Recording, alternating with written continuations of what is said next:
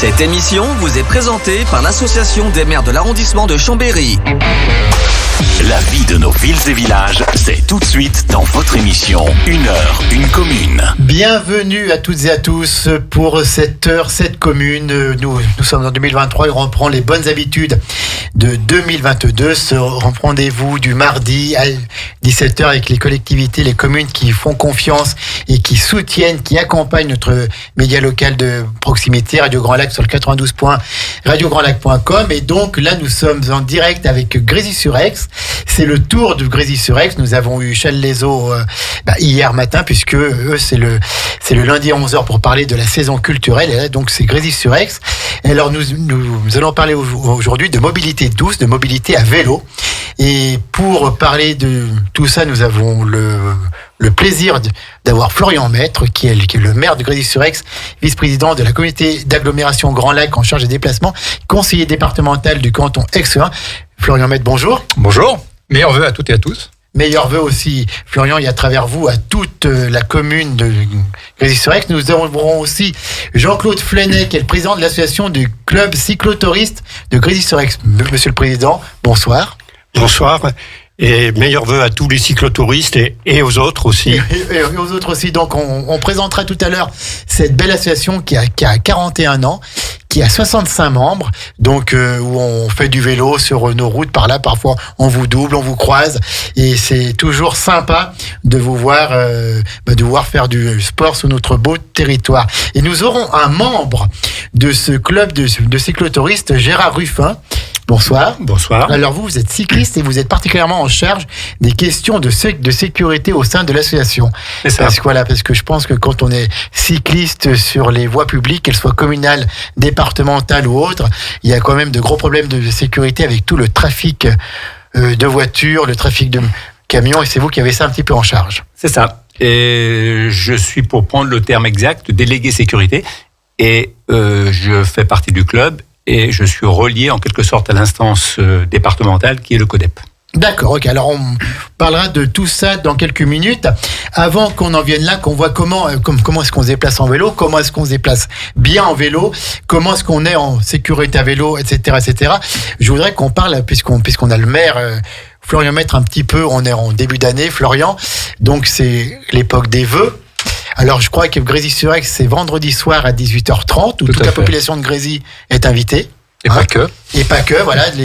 Tous les amis de Grésy-sur-Aix, et Dieu sait s'il y en a, sont invités à la cérémonie des vœux de Florian Maître et du conseil municipal. Alors, début d'année, donc on peut faire un peu le bilan de 2022. Année riche, Grésy-sur-Aix, on a reçu beaucoup d'élus, beaucoup d'associations, beaucoup d'entrepreneurs, voilà, qui nous ont montré leur dynamisme. On peut parler aussi un petit peu des projets de 2023. Qu'est-ce qu'on peut dire sur le bilan de 2022 à Grésy-sur-Aix, Florian ?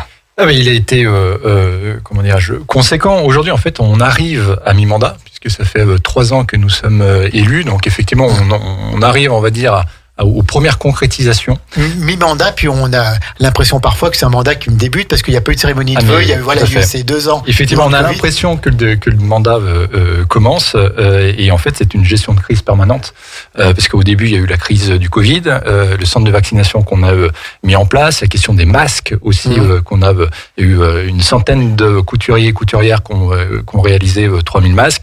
On a eu la crise ukrainienne, on a accueilli des familles de réfugiés, on a réalisé une collecte humanitaire, et puis aujourd'hui on a la crise énergétique et inflationniste.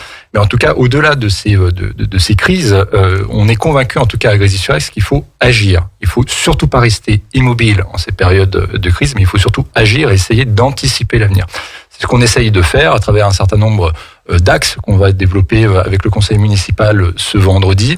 On essaye de maîtriser le développement de la commune, puisqu'effectivement on le voit et on constate que ça pousse beaucoup. Ça pousse, voilà. Enfin, j'en a énormément d'atouts. On a la sortie d'auto, l'entrée-sortie d'auto. Donc, des nouvelles enseignes commerciales qui arrivent. Voilà. Mais du coup, en fait, tout ça, et on va l'expliquer vendredi, on a quand même un cadre de développement urbain qui est assez contraignant aussi, où on essaye de densifier, on va dire, là où c'est nécessaire, notamment à côté des mobilités douces, mais on va y revenir. On a le gros projet, en tout cas pour 2023, du bâtiment. On est déjà venu présenter du tiers-lieu culturel associatif Oui, bien sûr. et musical, où le permis de construire va être déposé en avril. En 2025, je crois. Hein. Mi-2025. Et donc, 2025. nous tenons, malgré le contexte, le calendrier. Donc, dépôt du permis de construire Est-ce qu'on peut en mi-avril. dire un petit mot de ce bâtiment qui va revoir toutes les associations, Tout à fait. Eh ben, grosso modo, l'animation. c'est une médiathèque, une plus grande médiathèque, tournée aussi avec beaucoup plus de le côté ludothèque, avec les jeux qui cartonnent en ce moment, où c'est une grosse demande, on va dire, des familles. Nous avons un pôle associatif avec des salles modulables, un café-bistrot, des lieux d'accueil, de rencontres, etc.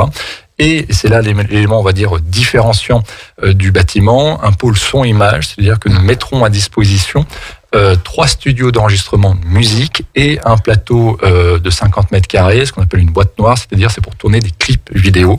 Et là, c'est vraiment pour cibler on va dire les amateurs ou semi-professionnels, voire professionnels, où en fait on a une grosse demande côté musique et son sur le territoire, c'est-à-dire entre Rumi et Montmélian, et où on n'a aucun bâtiment ou aucune offre Ça là-dedans. va être unique sur le territoire. Oui, on peut le dire, effectivement, et notamment avec cette combinaison. Donc ça a permis de construire en mars-avril, et puis après on a tout le projet de cœur de vie, donc avec la création d'une esplanade desservant ce bâtiment, et puis la création d'un parc urbain de 6000 m², c'est pas rien quand même. Aussi permis d'aménager là cette fois-ci aussi en mars-avril. Donc les premiers travaux, en tout cas les premiers coups de pioche de ces deux projets structurants, c'est fin d'année.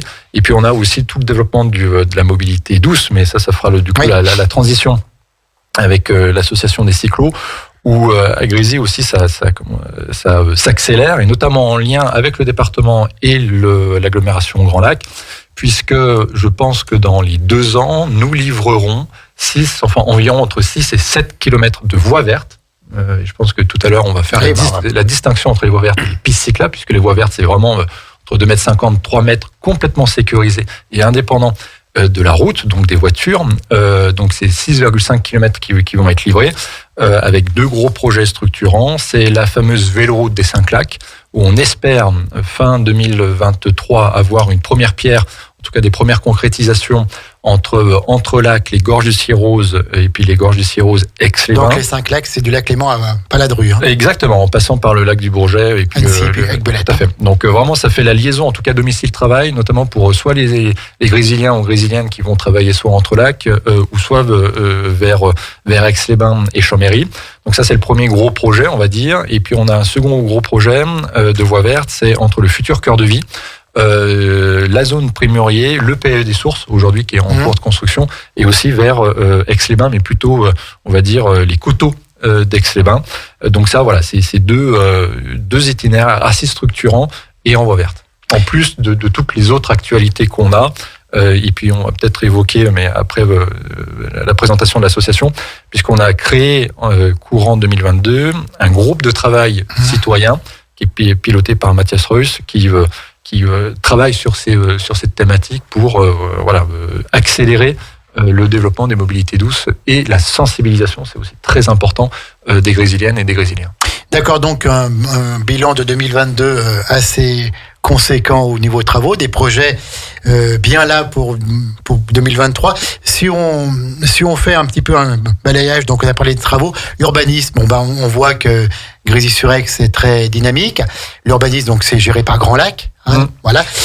Avec des choix communaux, bien entendu. Avec des choix communaux, oui. Tout à fait. Et là, j'en profite puisque il y a la modification. Désolé d'être technique, mais ça fait participer aussi en termes de concertation, la modification du plan local d'urbanisme, où en fait on a intégré un certain nombre d'orientations. En fait, l'idée, c'est de maîtriser le développement. C'est-à-dire qu'à partir de la mairie et à partir, on va dire, du côté mi-rural de la commune, la volonté de la commune, c'est de freiner l'urbanisation pour la construire au futur cœur de vie, parce qu'on est à côté de la gare, parce qu'on est à côté de la véloroute, de l'autoroute, etc.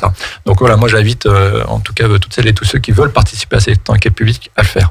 En 2022, l'année animation a été très riche aussi, en animation avec les associations et tout. Il y a la fête de l'été qui a été un succès, on en parle encore maintenant. Et puis il y a eu plein d'animations quand même chaque mois, donc c'est dynamique, c'est riche, et c'est populaire, Grésy, quoi. Eh bien, oui, et puis de toute façon, aujourd'hui, une action communale en termes d'animation ne peut se faire aussi sans intégrer les citoyens et les citoyennes. Et ce temps, en tout cas, festif ou de concertation, selon les différentes réunions publiques ou les temps d'échange que nous avons eus avec les habitants, on y est sensible, parce qu'on ne peut pas construire l'avenir d'une commune sans tourner le dos aux citoyens. Et bien entendu, il faut le faire de manière collective. Voilà. Donc c'est ce qu'on essaye à travers effectivement ces événements festifs. Et on s'appuie aussi beaucoup sur la dynamique associative qui est quand même très forte et très présente sur la commune pour aussi les accompagner. D'accord, très très bien. Plus qu'un mot avant qu'on passe donc au club de cyclotourisme. 2023, l'énergie, le coût de l'énergie, ça va faire quoi? Ça va faire qu'il faut faire des économies. Je sais que vous êtes très sensible à non, mais cela, en fait, nous n'avons pas le choix. Là-dessus, en fait, aujourd'hui, on nous dit x3. Ça veut dire que on passerait, si on ne fait pas d'économies, de 200 000 euros de gaz d'électricité par an à 600 000. C'est 400 000 euros en plus. Nous ne les avons pas. Donc en fait, si on ne les a pas, il faut les trouver. En fait, il y a deux manières. C'est soit on augmente les impôts, on ne souhaite pas, et on va constituer un budget en 2023, on n'augmente pas les impôts, ou soit on fait des économies. Donc il faut faire les économies. On a été la première collectivité à faire un plan de sobriété énergétique que nous avons voté au mois de septembre. Les premiers bilans sont plutôt positifs, puisque nous sommes au-delà des 10% d'économies. Ça ne va pas suffire. Et du coup, on aura d'autres actions qu'on va déployer. Et on déploiera en tout cas, et on y croit beaucoup, une action plutôt à moyen terme. L'idée, c'est en fait, en moins de 10 ans, se passer totalement du gaz. Comment? C'est à travers des réseaux de chaleur. Donc, par exemple, le bâtiment qu'on a évoqué sur le fameux tiers-lieu culturel, nous avons fait un choix, avec un surcoût qui est assumé, de faire de la géothermie. Pourquoi? Parce qu'en fait, la géothermie, c'est un surcoût au début, mais ça nous permet complètement d'être indépendants de la volatilité de demain du bois. Parce qu'on le voit aujourd'hui, le bois, il a fait x2, x3. Voilà. Donc on ne souhaite plus être, on va dire, dépendant de cette volatilité-là. Et on va lancer d'ici la fin du mandat une étude pour structurer un réseau de chaleur, aussi on le souhaite en géothermie, sur tout le plateau administratif, puisqu'on a la chance à Grésy-sur-Aix, c'est dans un rayon de 500 mètres, on a tout, y compris le collège. C'est-à-dire qu'à travers un seul réseau de chaleur, on peut alimenter de manière énergie verte tous les bâtiments publics. Et là, l'objectif, en fait, assumé, c'est dans moins de 10 ans, plus de gaz. D'accord. C'est la règle, voilà. C'est la volonté politique. Non, mais et puis je pense, c'est ce que je disais tout à l'heure aussi, en disant qu'au moment des crises, il ne faut pas rester immobile. Je pense qu'aussi au moment des crises, il faut accélérer les transitions. Et je pense que la transition énergétique, la transition écologique et la transition des mobilités douces, si on les fait pas maintenant, si on n'accélère pas maintenant, on le fera jamais. Voilà. Donc le maire de Grésy-sur-Aix est plutôt optimiste quand même pour l'avenir. Quand vous pilotez avec le conseil municipal et les agents une commune de 4700 habitants, il faut toujours rester optimiste. Il faut toujours rester optimiste. Oui, on ne fait rien. Merci Florian pour cette introduction qui était nécessaire en début d'année pour dresser un petit peu le bilan puis voir un peu 2023. On va parler du club de cyclotourisme, mais juste avant, on va faire une petite pause musicale qui va les introduire de la meilleure façon puisque on part à bicyclette. Cette émission vous est présentée par l'Association des maires de l'arrondissement de Chambéry. La vie de nos villes et villages, c'est tout de suite dans votre émission 1 heure, une commune. Nous sommes toujours en direct avec 1 heure, une commune à Grésy-sur-Aix et nous allons partir sur les chemins de Grésy-sur-Aix à bicyclette puisque nous allons mettre à l'honneur ce soir le club cyclo de Grésy pour parler un peu des mobilités à vélo, des mobilités douces. On en voit de plus en plus des personnes à vélo sur le bord de nos routes, alors en groupe, soit seules, soit de manière un petit peu sportive, soit plus tranquille pour aller au travail. Et donc nous allons présenter ce club cyclo qui a 41 ans, qui a 65 membres. Et pour en parler, nous avons l'ancien président qui est dans nos studios, mais en tant que spectateur. Et nous avons le nouveau président qui a été président par le passé. Il va nous dire tout ça, qui est président maintenant depuis 2 mois, Jean-Claude Fleunet. Alors, dites-nous tout, cher président, comment se porte ce club de cyclo et qu'est-ce que c'est que ce club exactement ? Eh bien, c'est difficile de prendre la parole derrière la présentation d'une part du maire de Grésy et d'autre part derrière Yves Montand et son ami Paulette, quand même. Voilà. Donc le club cyclo de Grésy, c'est un club donc de cyclotouristes. Alors, c'est quoi un cyclotouriste? C'est quelqu'un... Un cyclotouriste, c'est quelqu'un qui fait pas de compétition. Voilà, d'accord. Voilà, déjà. Voilà. Donc, le club est affilié à la Fédération française de cyclotouristes, la FFCT, qui est présente dans l'ensemble des départements français, et particulièrement sur le bassin Chambéry et Aix-les-Bains, parce qu'il doit y avoir une dizaine de clubs rien que sur le bassin. D'accord. Donc, c'est important. Notre club a été créé, donc, il y a plus de 40 ans maintenant, par un Grésilien, qui est Camille Lacoste, que les Grésiliens connaissent depuis longtemps, qui a été très dynamique au moment de la création, avec un moment, même un jumelage avec un club du Massif Central. D'accord, ok. Voilà. D'accord. Pour faire des échanges, des sorties, ils se retrouvaient dans le Massif Central où ils se retrouvaient en Savoie. Voilà, c'est ça aussi un petit peu le cyclotourisme, hein, c'est convivial. Voilà, il n'y a pas de compétition, c'est pas Merckx et Anquetil. Voilà, non, c'est pas ça. Ou Poulidor. C'est pas Anquetil, Poulidor. Non. Et je dirais, à l'époque de la création, les membres du club étaient plus jeunes. C'était plus familial que ça n'est aujourd'hui. Parce qu'il faut bien le dire, aujourd'hui, la majorité des membres sont des retraités. L'avantage, c'est qu'aujourd'hui, il y a quand même pas mal de retraités qui sont en bonne santé et donc qui peuvent continuer à pratiquer le vélo. Le vélo permet aussi de se maintenir en bonne santé. Oui. Donc ça, c'est quelque chose d'important, je crois, parce qu'il faut pas être inactif, et c'est une activité qui n'est pas traumatisante. Elle est peut-être accidentogène, mais ça, on y reviendra avec l'intervention de mon ami Gérard après. Donc, c'est quelque chose qui peut être pratiqué par tous, d'autant plus que depuis quelques années, il y a un développement important du VAE, du vélo à assistance électrique. D'ailleurs, avec des aides de l'agglomération et puis de certaines communes. Avec des aides pour acheter des VAE. Ouais. D'ailleurs, au niveau du club, depuis quelques années, ça a été un peu difficile à accepter au début, parce que les VAE étaient pas bien considérés. On dirait, non, c'est trop facile. C'est pas du vélo, c'est trop facile. Puis aujourd'hui, c'est rentré quand même plus facilement dans les mœurs. Et aujourd'hui, on a bientôt, je crois, pas loin d'une douzaine ou une dizaine de personnes qui. Je pense que faire la montée de la Guicharde VAE, c'est quand même plus facile que quand il faut pédaler vraiment sans assistance. Voilà. Donc c'est vrai que pour une commune, pour Grésy, c'est pas mal aussi. Ça permet de développer le vélo parce qu'il y a quand même cette côte qui peut faire peur. Oui, surtout dans notre région, parce que sur la commune, oui. Puis quand on s'éloigne un peu, que ce soit du côté des Bauges ou de l'autre côté, il y a toujours des montées chez nous. On est vite en montée, à moins de faire le bord du lac, mais bon. Pour vous, ça vous amuse plus trop, ça? Ça nous amuse quand même encore parce que le lac est tellement beau qu'on s'en lasse pas. Le tour du lac, c'est une sortie qu'on fait de nombreuses fois par an, une douzaine de fois par an. Et passant par le col, j'espère. Et c'est toujours différent, en passant par le col. Florian Maître, par quel col? Je l'ai fait en vélo électrique. Voilà. Ouais. En passant par le col du Chat, vous voulez dire? D'accord, d'accord. Oui, par le col du Chat, par exemple. Et pas celui de la Chambotte. Oui, d'accord. Je vais rajouter. Bon, on peut faire les deux, mais c'est plus dur. On peut faire les deux. Donc, le club de cyclo qui a 41 ans, 65 membres? Oui, et dont, je dirais, pas loin d'un tiers de féminines. Ah, d'accord. Ouais. Alors, parmi les 65 membres, tous ne sont pas des cyclistes assidus. Je dirais qu'il y en a une petite moitié qui sont très réguliers à nos sorties. On fait 3 sorties par semaine. Donc, j'allais vous le demander. On se retrouve le mardi, le jeudi et le samedi. Et on a certains de nos collègues qui roulent le dimanche, mais c'est plutôt encore des actifs. Ceux-ci, bien sûr, ils peuvent pas se joindre à nous en semaine parce que ils sont occupés par leur travail. Et il faut bien qu'il y ait des gens qui travaillent. Oui. Et donc ils se retrouvent, et puis ils sont plus jeunes et ils sont plus costauds. Donc ils vont plus vite. Donc ils vont plus vite. Alors quand vous sortez, vous partez à quelle heure? C'est sur une journée ou ça peut être sur 1 heure ou 2 heures ou...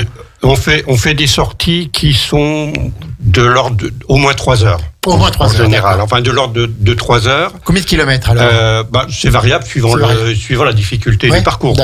C'est de 60 à 80, 100 kilomètres. Voilà. Ouais, sur la demi-journée, c'est 3-4 heures, ça. C'est quand même pas mal. C'est pas mal, oui.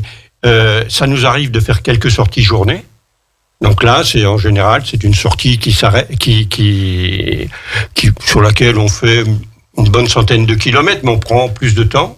On essaye de faire un seul groupe, alors que les autres sorties, on est plutôt en deux groupes. Il y a un groupe qui va un peu plus vite que l'autre, ou qui fait un parcours un peu plus difficile que l'autre, mais ça permet à des gens de motivation différentes, de pouvoir participer à ces différentes sorties. Alors, donc, vous faites des sorties, puis vous faites peut-être autre chose, des moments conviviaux, c'est pour peut-être donner envie, justement, s'il y a des cyclistes qui nous écoutent. Oui, bien sûr. On essaye aussi de faire des manifestations. Alors, on s'est déjà retrouvé dimanche, donc il y a 2 jours, pour une journée, une après-midi d'inscription qu'on a clôturé par le partage de la galette. Voilà, tout à fait. C'est quand même sympathique.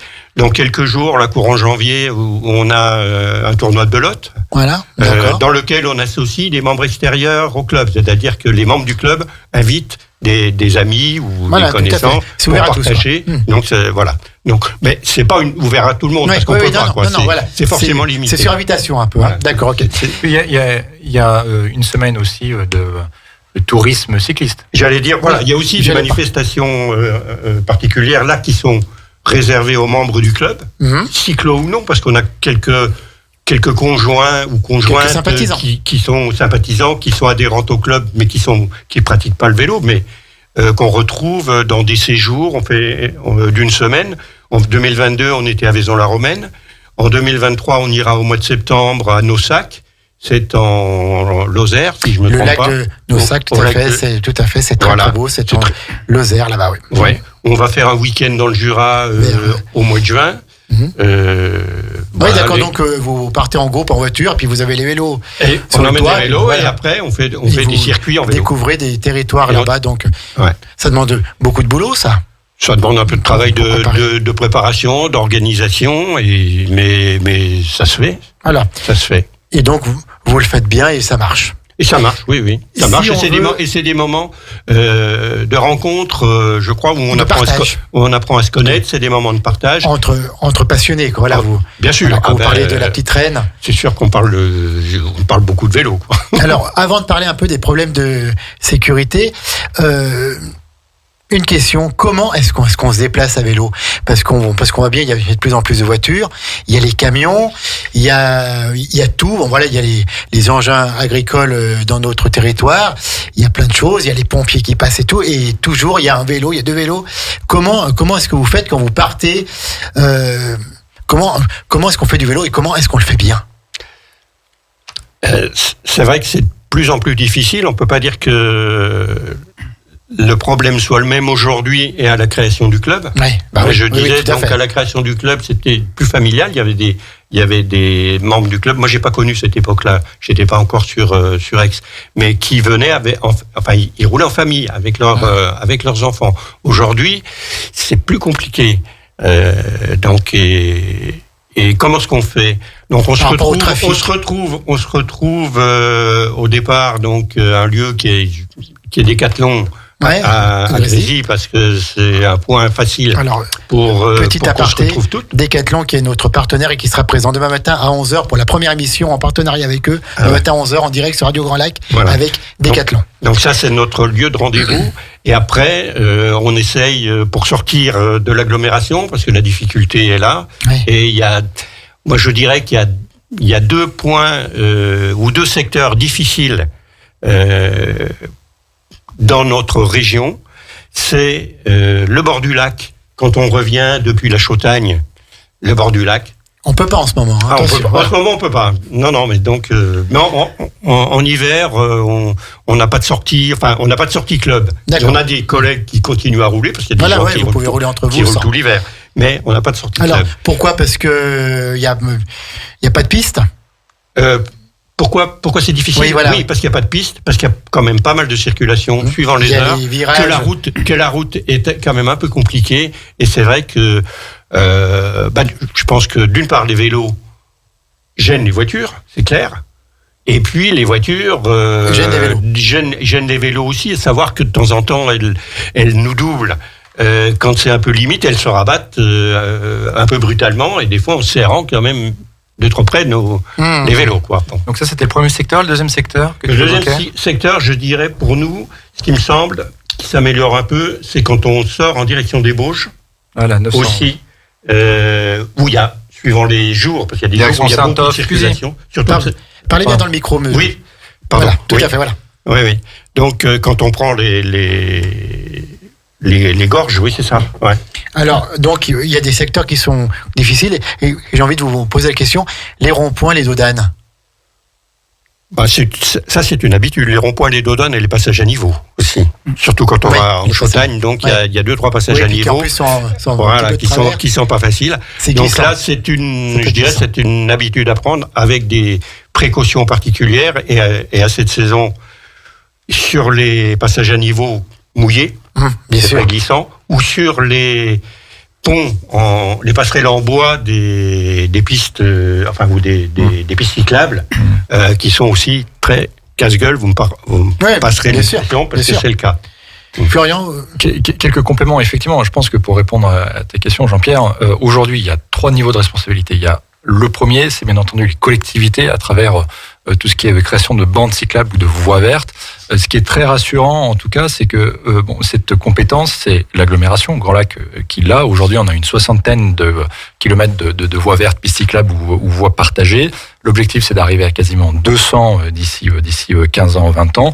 Et les 2 itinéraires, effectivement, long du lac et puis direction les Bauges, ce sont 2 itinéraires où on a demandé au département de la Savoie de regarder ce qui était possible de faire. Donc, ça veut dire que, en tout cas, ce qu'on a demandé n'est pas si idiot. Au contraire, est plutôt corroboré par rapport aux propos des professionnels. Ça, c'est le premier point. Le second point, c'est qu'effectivement, je pense qu'il faut qu'on apprenne à partager la voirie. Oui. Aujourd'hui, effectivement, on a de plus en plus de circulation en voiture et à vélo. C'est-à-dire qu'il faut changer nos comportements. Il faut changer le comportement, quand on est au volant de sa voiture, ça veut dire que des comportements dangereux où on double parce que effectivement le vélo est devant nous, il roule à 30 km/h ou un peu moins et qu'on est pressé, ça en fait on se met en danger nous en tant qu'automobilistes et puis surtout en tant que cyclistes. Donc ça effectivement c'est des changements de comportement qu'on essaye de travailler. Il y a toute la sensibilisation et puis il y a aussi parce que c'est des choses aussi qui reviennent assez régulièrement. C'est si les automobilistes doivent aussi patienter, c'est aussi le respect du code de la route, aussi des cyclistes. Voilà. Donc en fait, c'est tout un changement de culture et d'acclimatation pour partager la voirie. Tout à fait, voilà, oui, ça me partage. Si tout le monde roule correctement, il n'y a pas de problème. Alors justement, comment est-ce qu'on roule bien à vélo ? Je vais laisser Gérard peut-être revenir sur ça. Je voudrais rajouter quelque chose avant, quand même. Bien sûr. Moi, c'est pas tout à fait sur le même sujet. C'est pour revenir au club et l'intérêt à rouler en club, parce que j'essaye de défendre un peu. Bien sûr. Vous êtes président, c'est tout à fait normal. Alors, rouler en club, je pense que ça permet de découvrir de nouveaux itinéraires, parce qu'il y a des tas de petites routes qu'on ne prend pas, parce qu'on ne les connaît pas. Mais dès qu'on qu'on s'écarte un peu de la ville, on trouve des petites routes, on découvre des petites routes encore maintenant, mais pourtant ça fait maintenant longtemps que je pratique le vélo dans la région. Ça permet aussi de faire de nouvelles connaissances. C'est quand même sympathique. Bien sûr. Voilà, c'est la convivialité la convivialité. Vélo. On ne va pas vite, on peut se parler. Voilà. Ça dans les montées. Ça donne de la motivation parce qu'il y a des jours où on n'a pas forcément envie de partir. Le temps est moyen, où on a un petit peu de flemme. Un peu flemmard, voilà, exactement. Donc, de se dire, tiens, il y a un départ qui est prévu, je retrouve les copains, ça peut être bien. Et puis, une dernière chose, c'est que si quelqu'un a un problème en cours de route, soit un problème parce que de santé, une difficulté, soit de la machine, soit du bonhomme, il y a les autres pour aider à la réparation ou pour aider à passer le moment difficile. Bien sûr. Voilà. Jean-Claude, vous faites combien de kilomètres par an à vélo ? Est-ce que vous en avez une petite idée ou... Oui, j'en ai une petite idée. Moi, j'en fais 6 000. Ah ouais. Quand même. Mais mais je suis dans une, je sais pas, peut-être une petite moyenne. Petite moyenne. Les gros rouleurs font 15 000. Ouais. Aussi pour dire, enfin, voire certains beaucoup, encore plus, quoi. Vous êtes bientôt bon pour le Tour de France? Ça va devenir de plus en plus difficile avec le VAE peut-être.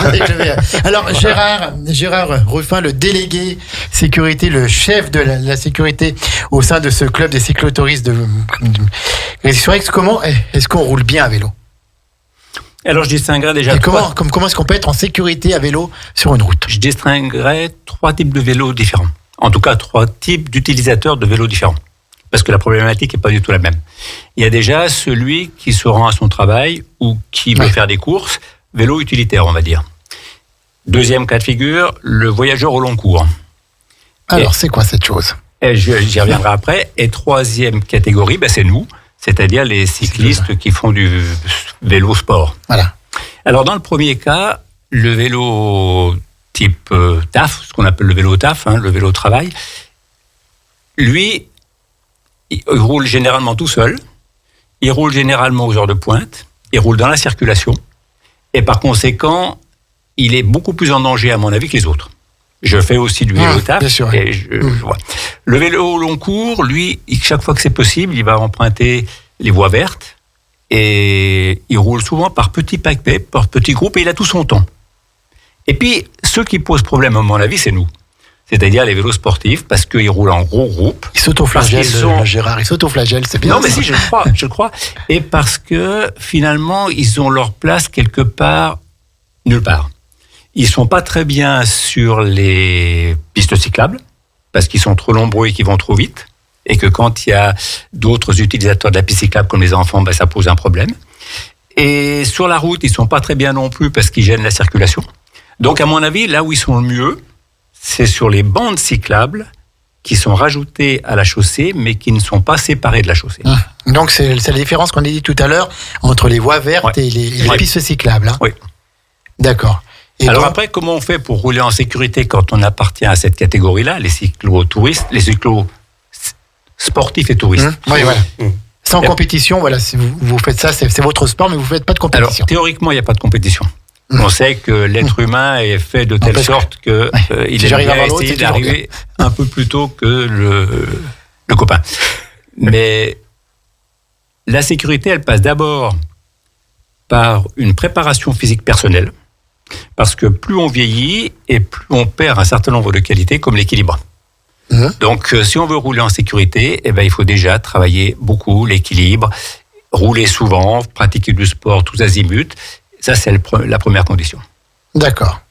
Et puis, d'autres conditions? La deuxième condition, je dirais, c'est rester le plus possible maître de son véhicule, parce que les statistiques montrent, les statistiques du CODEP, c'est-à-dire l'instance départementale, montrent que pour les cyclosportifs comme nous, entre 70 et 80% des accidents proviennent du cycliste lui-même, et non pas d'un tiers, extérieur. comme une voiture, un camion, etc. Parce que on est allé trop vite, on a dérapé sur du gravier, il y avait une racine qu'on n'a pas vue sur la piste cyclable. Donc 80% pratiquement des chutes sont dues à une mauvaise utilisation. Voilà. Ou alors au fait qu'on avance en âge et qu'on a perdu les qualités nécessaires pour être un cycliste qui peut rouler en toute sécurité. Ou parfois, pardon, j'ajoute un accrochage avec un autre vélo aussi. Oui. Ça va du groupe. Hein. Alors, dernière petite question avant qu'on fasse la pause musicale. Que dit exactement le code de la route? Alors, je ne sais pas si je me rappelle pas si se prononce dessus. Quand vous êtes à vélo, est-ce que vous avez le droit d'être plusieurs côte à côte, ou vous devez être en file indienne? Alors, je ne sais pas si c'est un droit ou si c'est une tolérance, mais en tout cas, on peut rouler de front. À deux de front, ça c'est possible. Donc deux côte à côte. Oui, c'est parfaitement autorisé, sous réserve que dès qu'on entend qu'il y a un autre usager de la route, soit derrière, soit devant, on doit automatiquement se remettre en file indienne. Et c'est ça parfois le problème qui... Oui, parce que quand on est en groupe, on a souvent tendance à être dans notre bulle, bien sûr. On discute et on n'entend pas forcément le véhicule qui est derrière ou le véhicule que l'on a croisé. Et puis, comme on dit, comme l'a dit Monsieur le maire tout à l'heure, tout est une question de partage de la voie publique qui appartient à tous. Et le principal, c'est que ça se passe en sécurité. On va marquer la dernière pause musicale et puis on revient après pour parler des mobilités à vélo, pour parler encore du club de cyclotourisme de Grésy-sur-Aix et on a encore plein de questions à leur poser. À tout de suite. Radio Grand Lac sur 92.1. La vie de nos villes et villages, c'est tout de suite dans votre émission 1 heure, 1 commune. Un peu plus près des étoiles ce soir à Grésy-sur-Aix, donc avec cette commune qui est partenaire de Radio Grand Lac, qui a choisi de soutenir et d'accompagner notre média local de proximité sur le territoire Grand Lac, à Chambéry et même ailleurs. Et donc nous sommes avec Florian Maître qui en est le maire, conseiller départemental et vice-président de Grand Lac, Jean-Claude Fleunet qui est le président de l'association du club des cyclotouristes de Grésy-sur-Aix, Gérard Ruffin avec lequel nous étions maintenant pour parler un peu des questions de sécurité qui se posent par rapport au cyclisme et aux cyclistes sur le bord de nos routes. Alors, juste avant la pause, on était avec vous et on allait parler un peu de l'équipement des cyclistes, de l'équipement des vélos pour être en totale sécurité. Qu'est-ce que vous pouvez nous dire là-dessus et qu'est-ce que préconise votre club de cyclotourisme ? Alors, avant, je voudrais juste revenir sur un point que j'ai oublié et qui me paraît important, parce que j'ai parlé de la préparation physique. Mais la préparation physique, c'est aussi l'alimentation. Parce que parmi les dangers, il y a la chute, on pense surtout à la chute, mais de plus en plus, notamment chez les cyclistes un petit peu vieillissants, il y a les problèmes cardiaques. Oui. Et donc, il est très important de se préparer toute l'année et de ne pas commencer la saison cycliste. Voilà, parce que sinon, en faisant des cols, quoi. Voilà. Parce que c'est là, on se rend compte, statistiquement parlant, qu'il y a de plus en plus de cyclistes qui ont déjà un certain âge et qui ont des problèmes cardiaques et qui parfois même peuvent mourir sur le vélo. Décéder sur le vélo, oui. Donc, ça demande quand même à vous, Jean-Claude, et puis vous faites quand même un entraînement. On voit bien que vous avez une condition physique favorable. Remarquable. Il mange quand même la galette. Hein.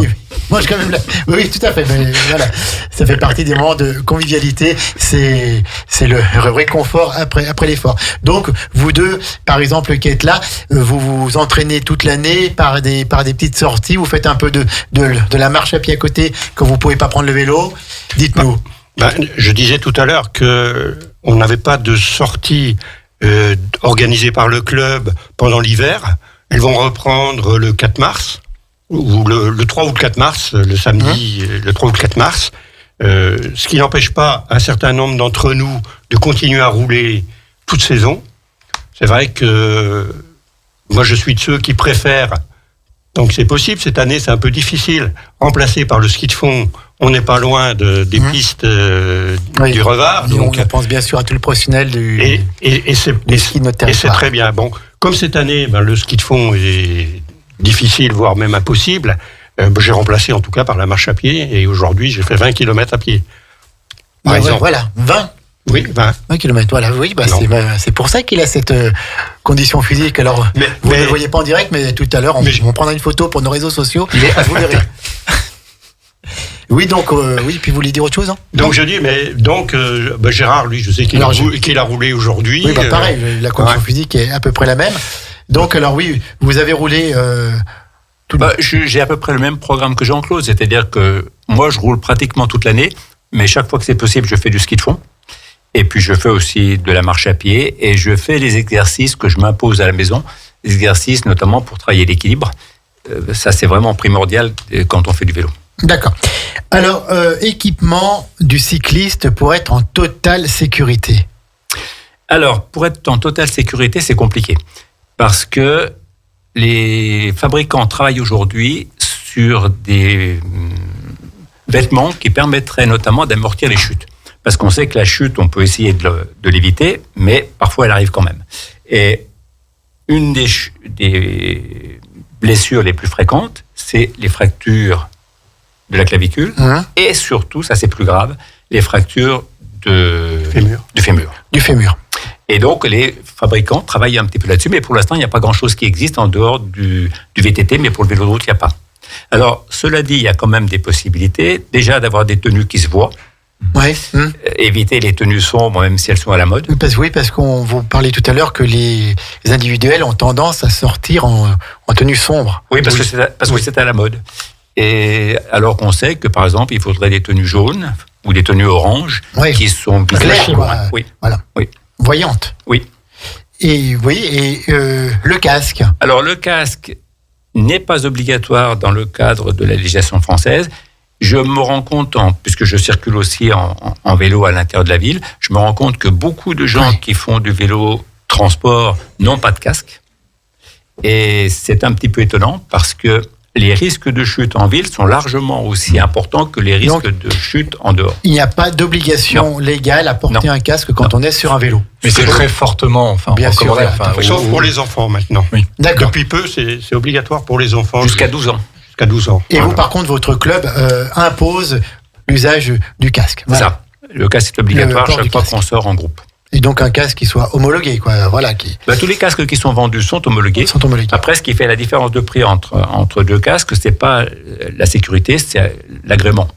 Est-ce qu'il est ventilé, léger, etc. Est-ce que ça coûte cher un équipement pour qui donne une sécurité optimale en visibilité et tout? Est-ce que ça coûte cher? Si on s'en tient à la sécurité pure, non, ça coûte pas très cher.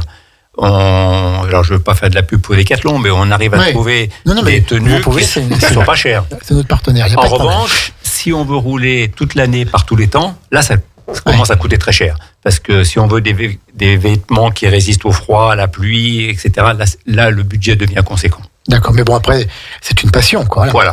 Et l'équipement du vélo? Alors, l'équipement du vélo... Les vélos, je pense qu'ils sont beaucoup plus sûrs maintenant qu'il y a 41 ans, quand le club a été créé. Oui. Ils sont moins lourds, ils sont plus... ils tiennent mieux la route ou... Ils sont moins lourds, mais plus sûr, je suis pas vraiment certain, hormis peut-être les freins à disque au niveau freinage, mais sinon... On déraille encore, les bons vélos d'il y a 40 ans... tenait la route. Tenait la route. Si le cyclo tenait la route, le vélo tenait la route.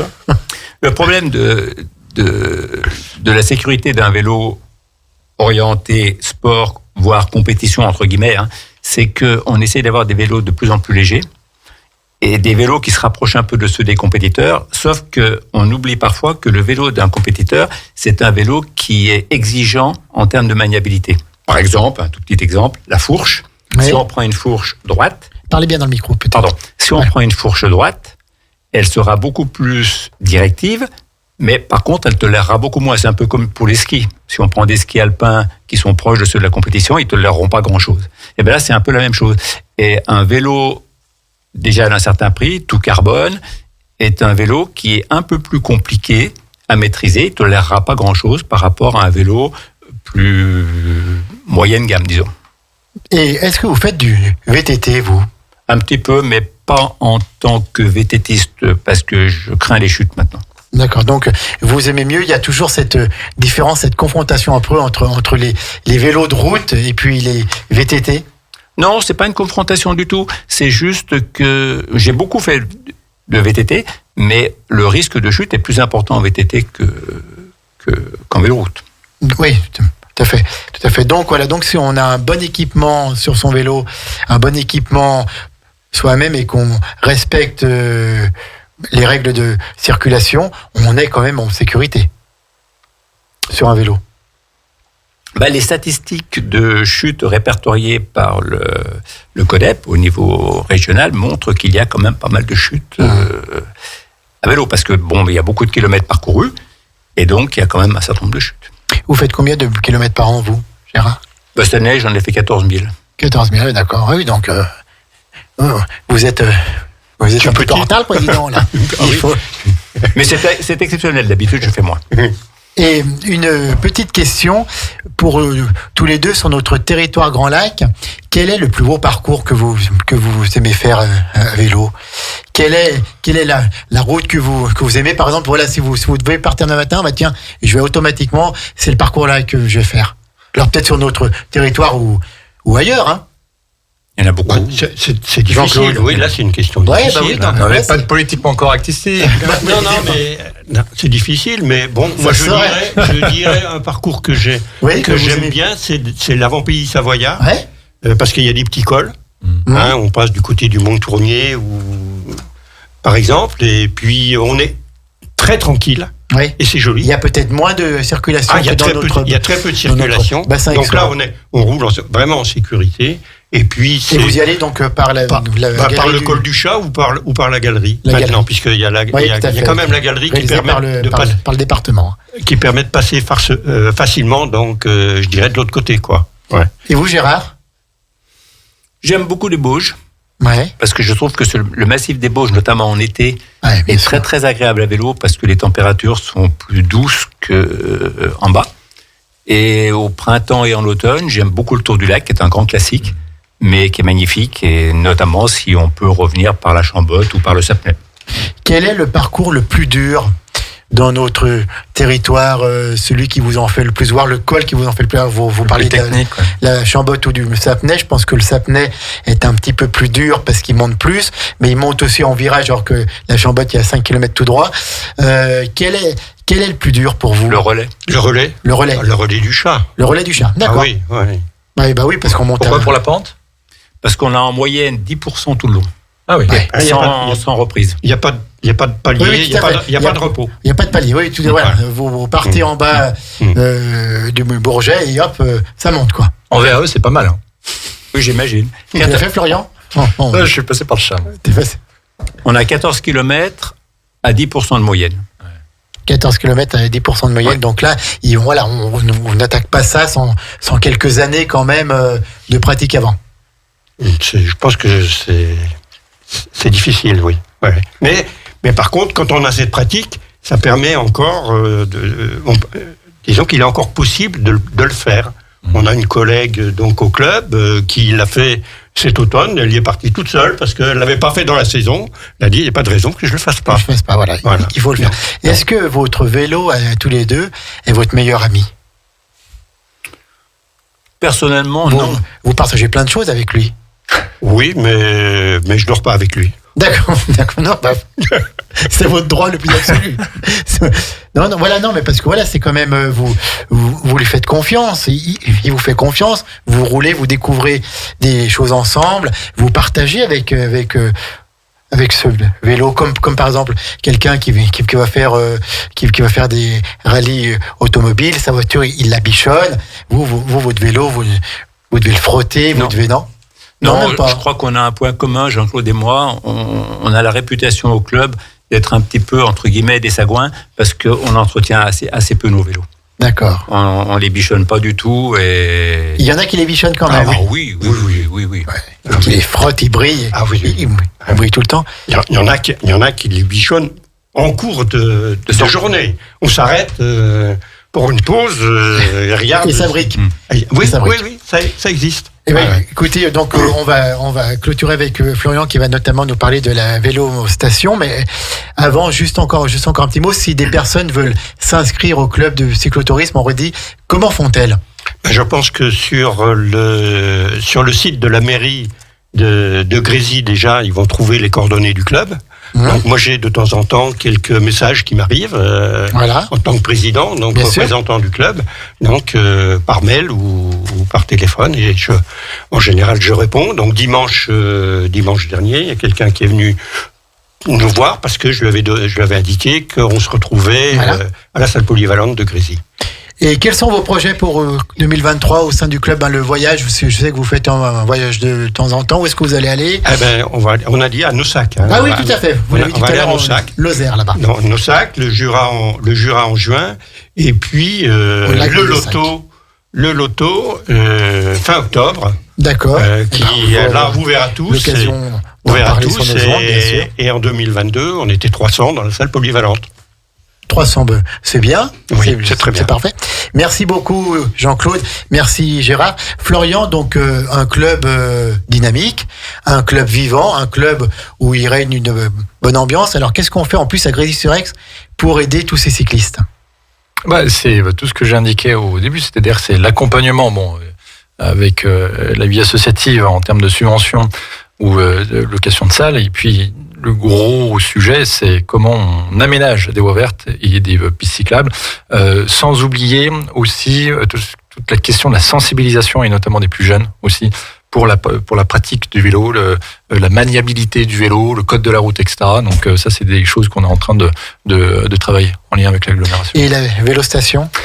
En fait, là, effectivement, là, on a parlé, on va dire, vélo touristique avec le club, sur le vélo taffeur, effectivement, qui a été évoqué tout à l'heure. Le vélo peut, comment dirais-je, avoir un certain coût. Aujourd'hui, en lien avec Grand Lac, ça fait depuis bientôt 3 ans qu'on a ouvert en face de la gare une vélostation qui cartonne. En une année. Vélodéa, c'est ça ? Vélodéa, tout à fait, ouais. En une année, on a fait 20% de location supplémentaire. Et en fait, la grande nouveauté, c'est que nous allons avoir 100 VAE supplémentaires. C'est Grand Lac qui gère tout ça. On va passer de 200 à 300, en sachant qu'à l'ouverture, on n'avait que 100 VAE. Donc ça a triplé en 2 ans. Et en fait, ces 100 VAE, ça va surtout être sur de la location longue durée, c'est-à-dire une année.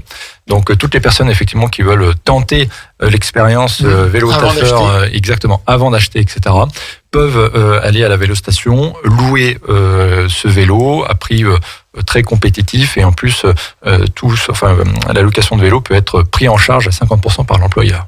Magnifique. Donc voilà, un bon développement des mobilités douces, des mobilités à vélo sur notre territoire. Ça préserve la planète, ça préserve l'environnement, ça laisse des personnes en bonne santé. On le voit avec vous. Et c'est la réponse très concrète sur la saturation de nos axes. Aujourd'hui, en fait, il faut bien comprendre que nous sommes dans un territoire de montagne où on a la moitié de la population de la Savoie entre le lac du Bourget, entre 2 montagnes d'ailleurs, la Dent du Chat et le Revard, avec le lac du Bourget au centre. Donc créer des nouvelles voiries, pousser les montagnes, c'est plus possible. Et c'est pas possible d'ailleurs, pousser les montagnes. Donc en fait, il faut qu'on change nos comportements. Ça va prendre du temps. Effectivement, il faut les accompagner, et le vélo notamment, parce qu'il n'y a pas que ça, est une réponse très concrète. Alors Florian Maître et puis tout le conseil municipal, puis tous les habitants de Grésy, on va encore vous souhaiter une bonne année, et je crois justement que vous présentez vos vœux vendredi soir à la population de Grésy. Encore un petit mot sur cette cérémonie de vœux. À quelle heure, où et qu'est-ce qui va se passer ? Vendredi 13, ça ne s'invente pas. Il ne faut pas être superstitieux, on ne l'est pas. Non, vendredi 13, 18h30, salle polyvalente. L'objectif, c'est en très peu de temps, c'est de dire tout ce qu'on a fait depuis bientôt 2 ans et demi, les grandes actualités de l'année 2023, et elles sont nombreuses, et surtout donner la perspective de développement de la commune pour donner toutes les informations, que ce soit à la vie associative, donc aux associations, aux acteurs, commerces, entreprises, etc., et bien entendu à la population. Et donc avec un partage d'un moment convivial à l'issue de ces vœux. Il y a 100 litres de vin chaud. À consommer avec modération, bien sûr. Merci beaucoup, Florian Maître, maire de Grésy-sur-Aix, vice-président de Grand Lac et conseiller départemental du canton Aix-les-Bains 1 en binôme avec Nathalie Schmitt. Merci à Jean-Claude Fleunet, président du club des cyclotouristes de Grésy-sur-Aix, et à Gérard Ruffin, qui est le monsieur sécurité du club. Merci à tous les 3 pour votre venue. Merci au président qui est avec nous aussi, qui a accompagné son successeur pour voir s'il s'en tirait bien, mais apparemment il s'est bien débrouillé. Et rendez-vous pour 1 heure une commune mardi prochain, le 17 janvier, avec la mode Servolex, donc à la même heure à 17h.